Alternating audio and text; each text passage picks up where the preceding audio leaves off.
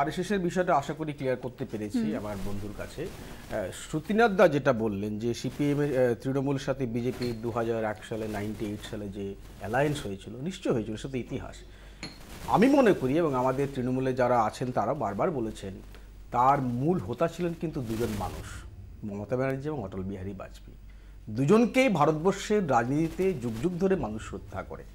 সেখানে আমার মনে হয় না যে বিজেপির আইডিওলজিটা কোনো ফ্যাক্টর ছিল, রাদার উল্টো দিকে যে ফ্যাক্টরটা কাজ করেছিল যুগ যুগ ধরে বছরের পর বছরের ধরে সিপিএমের অত্যাচার।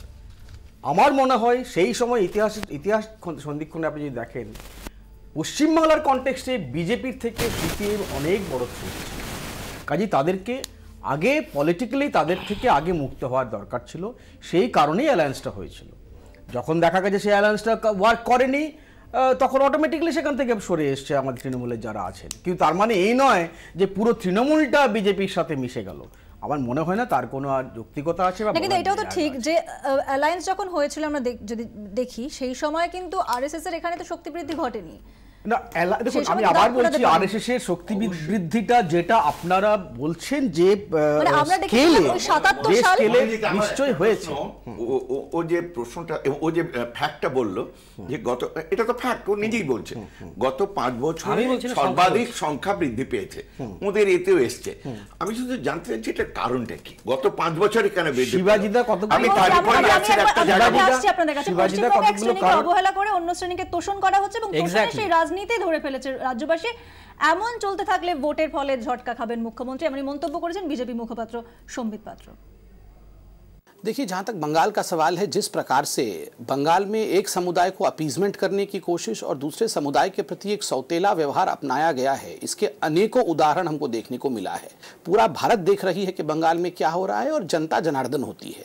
जनता धीरे धीरे इन सब विषयों पर जवाब देगी, चाहे उत्तर प्रदेश हो, चाहे गोवा हो, चाहे मणिपुर हो। उन सब के नतीजे देखिए, मणिपुर तो बिल्कुल नज़दीक का स्टेट है, उड़ीसा तो बिल्कुल नज़दीक का स्टेट है, तो स्वाभाविक है इस सब का असर बंगाल पर भी पड़ने वाला है। और आने वाले समय पर जो निकाय चुनाव बंगाल में होंगे उसके नतीजे चौंकाने वाले होंगे और ममता जी को इससे एक करंट भी लगेगा, शॉक भी लगेगा।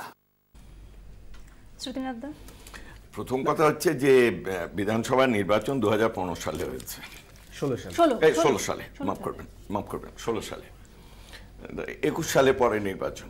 আসল জায়গাটা অন্য জায়গায়।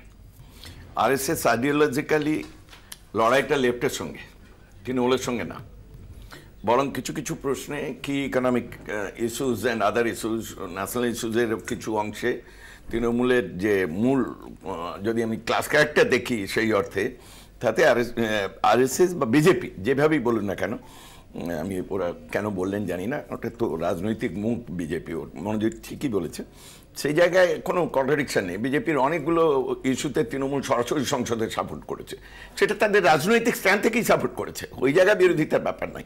বিরোধিতা যদি আইডিওলজিক্যালি বললেন একদম অপোজিট, একদম ডায়াগোনালি অপোজিট পোলে বিলং করছে লেফটরা এবং ওয়েস্ট বেঙ্গলে লেফট। আমি শিবাজির একটা কথা একটু মানে আমি শিবাজিকে বলবো, শিবাজি আমার বন্ধু এবং খুবই ভালো রাজনৈতিক ভাষ্যকার বলেই বলছি, লেফট এখনো ওয়েস্ট বেঙ্গলে একটা বড় ফ্যাক্টর, যা অল ইন্ডিয়ার ক্ষেত্রে আগামী দিনে মুভমেন্টের ক্ষেত্রে লিডারশিপ দিতে পারে, এই ভাবনাটা আরএসএস এর আছে বলেই West Bengal target. Still now আমি বলছি এটা হাসির ব্যাপার না, আমি হাসছি না। এই জায়গাটা আমি কেন বলছি এই লেফট আইডিওলজির জায়গাটা থেকে ওয়েস্ট বেঙ্গল যদি ওই left is no left, no more left, এই জায়গাটা সত্যি চলে যেত, তাহলে আরএসএস বাকি স্টেটগুলো, এর মধ্যে অনেকগুলো স্টেটে নির্বাচন, কিন্তু অনেকগুলো স্টেটে নির্বাচন, শুধু নির্বাচন কেন্দ্রিক রাজনীতির জায়গা থেকে আরএসএস এর এই টার্গেট নয়। আচ্ছা, আমি এটা এই প্রসঙ্গে আরেকটা কথাও বলি, যেটা আপনারা ইমিডিয়েট যে নির্বাচনটা হলো উত্তরপ্রদেশ, পাঞ্জাব, উত্তরাখণ্ড, মণিপুরে, সেখানটাও যদি আপনারা দেখেন উত্তরপ্রদেশটাকে নিয়ে তো ইলেকশন তো উত্তরপ্রদেশে হয়েছে। আমি রিসেন্টলি দিল্লি গিয়েছিলাম, সেখানে সবাই বলছে আর তো কোথাও ইলেকশন হয়নি। বাকি জায়গায় কিন্তু বিজেপি পায়নি, বেশিরভাগ পেয়েছে অন্যরা, আসন পেয়েছে।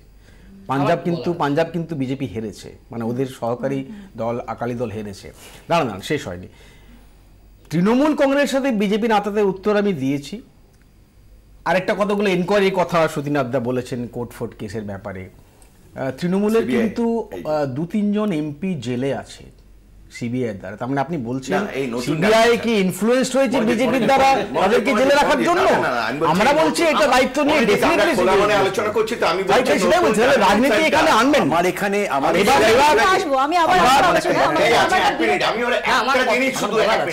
একটা জিনিস শুধু বলি, একটা ভাইটাল কোশ্চেন করেছে যেটা আমাদের তিনজনের কাছেই কোশ্চেন, আরএসএস কে তো ভয় কেন?